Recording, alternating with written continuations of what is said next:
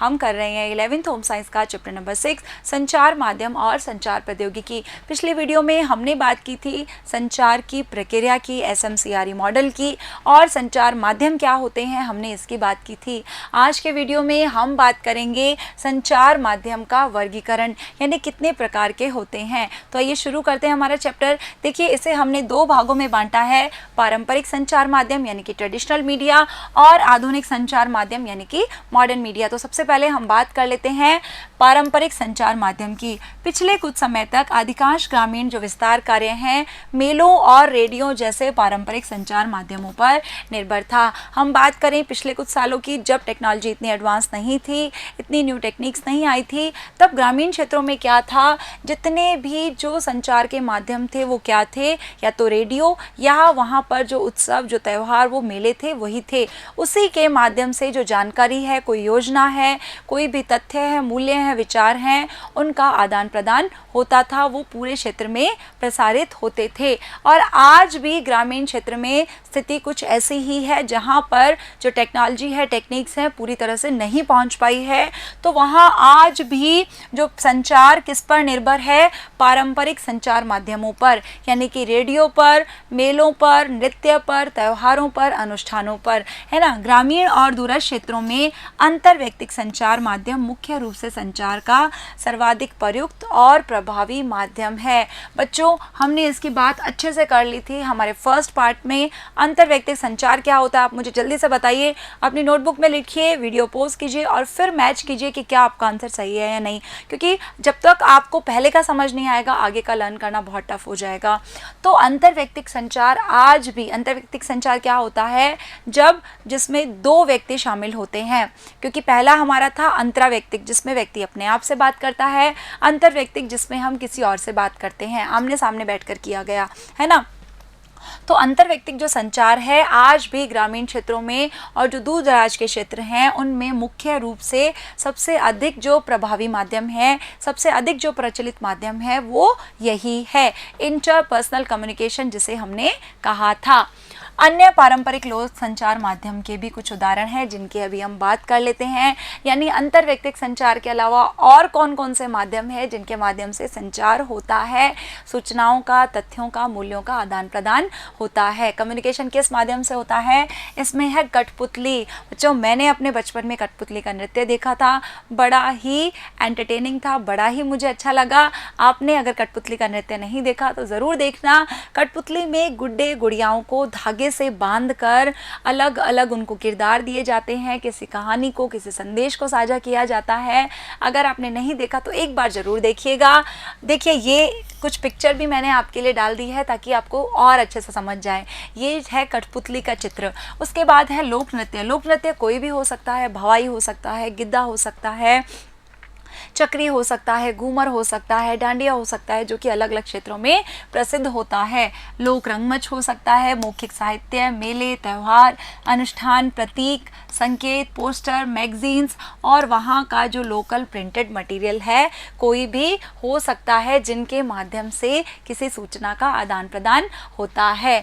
पुरातन काल से ही विभिन्न पारंपरिक लोक संचार माध्यमों का उपयोग संचार के देशी माध्यमों के रूप में किया जाता है। यानी कि हम बात कर रहे हैं एंशिएंट टाइम की, तो पहले से ही ऐसा चला आ रहा है कि जो लोक संचार माध्यम है उनका ही उपयोग किया जाता है देसी संचार माध्यमों के रूप में। हम उसके कुछ और अति लोकप्रिय उदाहरण देख लेते हैं। पारंपरिक लोक रंगमंच अथवा नाटक, जैसे कि यात्रा बंगाल। बच्चों, ये देखिए, ये जो इमेज है ये यात्रा बंगाल की है। ये आपके सामने जो चित्र है वो किसका है, रामलीला और नौटंकी का, जो कि उत्तर प्रदेश में बहुत ज़्यादा प्रसिद्ध है। आपने देखा होगा दिवाली के आसपास बहुत सारी जगह पे रामलीला का, रामायण का जो नाटक है उसका मंच तैयार होता है और बहुत सारे रोल प्लेस भी किए जाते हैं। आज भी राजस्थान में भी बहुत सारी जगहों पर ऐसा होता है। विदेशिया बिहार में, तमाशा महाराष्ट्र में। ये देखिए, ये तमाशा महाराष्ट्र का चित्र है। यक्षगान दशावतार कर्नाटक में, ये दशावतार कर्नाटक का चित्र है। और भवाई गुजराती है, गुजरात की प्रसिद्ध भवाई। तो ये बहुत सारे लोकप्रिय उदाहरण हैं किसके, पारंपरिक संचार माध्यमों के, यानी कि ट्रेडिशनल मीडिया के। बच्चों, आपसे पूछा जा सकता है कि ट्रेडिशनल मीडिया के कुछ उदाहरण दीजिए, तो आपको इन उदाहरणों को लिखना है। इसी प्रकार के विभिन्न मौखिक साहित्य और संगीत के बहुत सारे उदाहरण हैं, जैसे बोल और बतियाल बंगाल में। बच्चों देखिए, ये बोल और बतियाल का एग्जाम्पल है। सना और दादोरिया एमपी में प्रसिद्ध है। दूहा और गरबा गुजरात में। गरबा गुजरात का प्रसिद्ध नृत्य है। गुजरात में ही नहीं, पूरे देश में, पूरे भारत में बहुत सारे प्रदेशों में, राजस्थान में भी गरबा जो है नवरात्रि के दिनों में बहुत अधिक इसका आयोजन होता है। चारों तरफ गरबा और डांडियों के बहुत सारे आयोजन किए जाते हैं। चक्री किसका प्रसिद्ध नृत्य है, कश्मीर का। भांगड़ा और गिद्दा पंजाब। ये देखिए, गिद्दा जो है, भांगड़ा है, पंजाब का प्रसिद्ध नृत्य है और बहुत अधिक मात्रा में जो लोग हैं इसमें शामिल होते हैं। कजरी चैती यूपी में, आल्हा यूपी और बिहार में, पौडा और लावनी महाराष्ट्र में, बिहू असम, मांड और पनिहारी तथा चारणों भाटो राजस्थान द्वारा गाए जाने वाले गीत इसमें शामिल है। ये कुछ पिक्चर्स मैंने आपके लिए लगाई है ताकि आपको और अच्छे से समझ में आ जाए। ये देखिए, ये असम का है बिहू, ये है गरबा गुजरात का, ये लावनी महाराष्ट्र और ये है चक्री कश्मीर का नृत्य।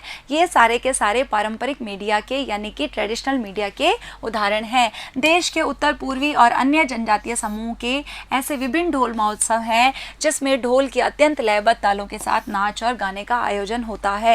यानी बहुत सारे संदेश, बहुत सारी जानकारियाँ ढोल के साथ और नाच गाने के साथ भी दी जाती हैं। इन्हीं नृत्यों के माध्यम से, इन्हीं लोकगीतों के माध्यम से हमारी जो संस्कृति है, रीति रिवाज है, मूल्य हैं, उनका आदान प्रदान होता है। अनेक प्रकार के कठपुतली कार्यक्रम भी मनोरंजन के साथ साथ संदेश पहुंचाने के लिए आम संचार माध्यम की भूमिका निभाते हैं। मैंने आपको बताया था ना कठपुतली का नृत्य। तो देखिए, ये जो सारे नृत्य होते हैं, ये केवल हमारा मनोरंजन नहीं करते या केवल संदेश नहीं पहुंचाते, ये दोनों ही काम करते हैं। सूचनाओं का आदान प्रदान भी होता है और हमारा मनोरंजन भी होता है। यानी हमें संदेश जो प्राप्त होता है एक बहुत ही रुचिपूर्ण तरीके से प्राप्त होता है। इनमें सबसे आम है डोरी से नचाई जाने वाली कठपुतली अथवा सूत्रधारिका, जिसकी मैंने आपको थोड़ी देर पहले बताया था कि गुड्डे और गुड्डियों को रस्सी से या किसी धागे से, सूत्र से बांधकर उनका नाच दिखाया जाता है और किसी संदेश को प्रसारित किया जाता है।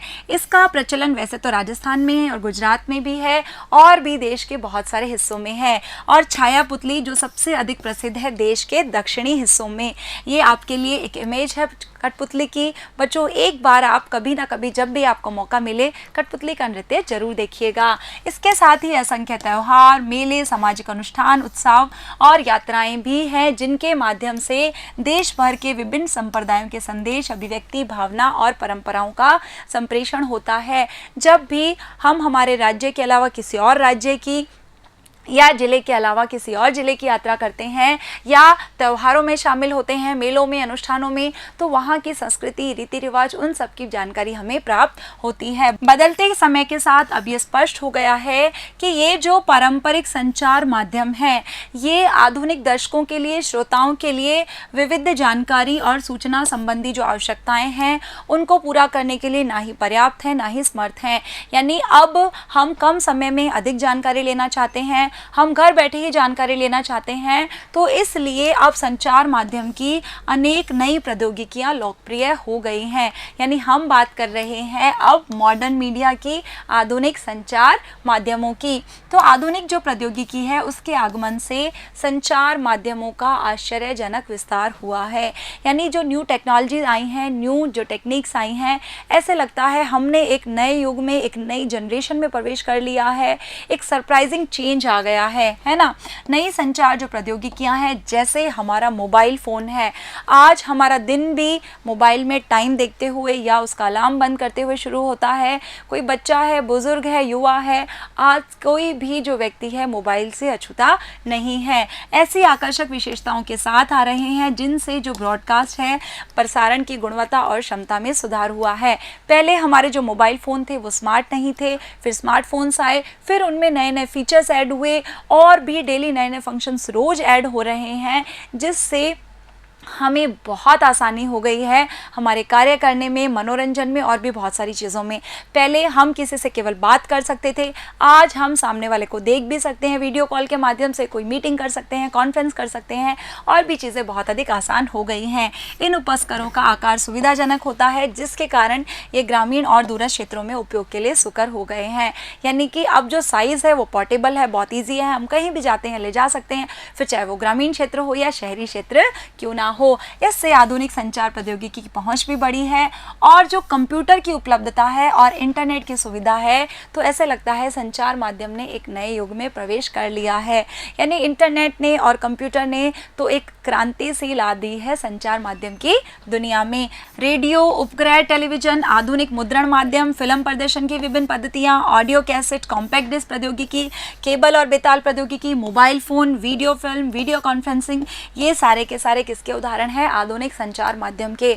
आपसे पूछा जा सकता है कि पारंपरिक संचार माध्यम के उदाहरण लिखिए, आधुनिक संचार माध्यम के उदाहरण लिखिए, तो ये सारे उदाहरण आपको लिखने हैं। इन सब की अभी हमने केवल शॉर्ट में बात की, आगे की वीडियोस में हम इसकी डिटेल में बात करेंगे कि वायरलेस टेक्नोलॉजी कौन सी है, सैटेलाइट क्या होता है, इन सब के बारे में हम बात करेंगे। अब वक्त हो गया है हमारी एक्टिविटी का, तो अपने राज्य के शहरी और ग्रामीण क्षेत्रों में प्रयुक्त विभिन्न लोक संचार माध्यमों के बारे में आपको सूचना इकट्ठी करनी है। यानी कि जहाँ पर भी आप रह रहे हैं, जिस राज्य में भी हम बात करें अगर राजस्थान की, तो वहाँ का जो शहरी क्षेत्र है और ग्रामीण क्षेत्र है, वहाँ पर कौन कौन से लोक संचार के माध्यम है उनका इस्तेमाल होता है, आपको उसे अपनी नोटबुक में लिखना है। और आपके राज्य में अगर कोई जनजातीय क्षेत्र है तो वहाँ से संबंधित जो लोक संचार के माध्यम है उसकी जानकारी आपको अपनी नोटबुक में लिखनी है। तो ये थी हमारी ट्रेडिशनल मीडिया और मॉडर्न मीडिया। अगले वीडियो में हम बात करेंगे कि संचार माध्यमों के कार्य कौन कौन से हैं। तो मिलते हैं अगले वीडियो में, तब तक के लिए थैंक यू।